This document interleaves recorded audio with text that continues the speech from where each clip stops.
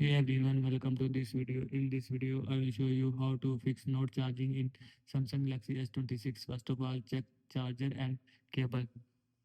Now check charger and cable.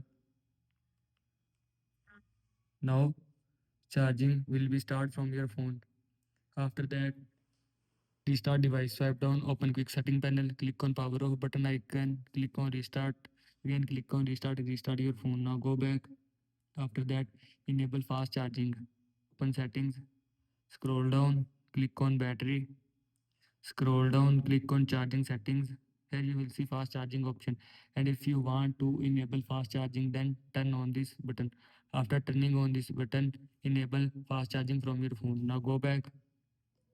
After that, software update. Open settings, scroll down, click on software update. Click on download and install.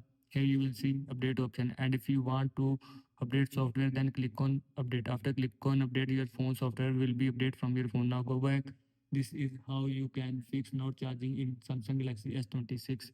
I hope you like this video and thanks for watching this video.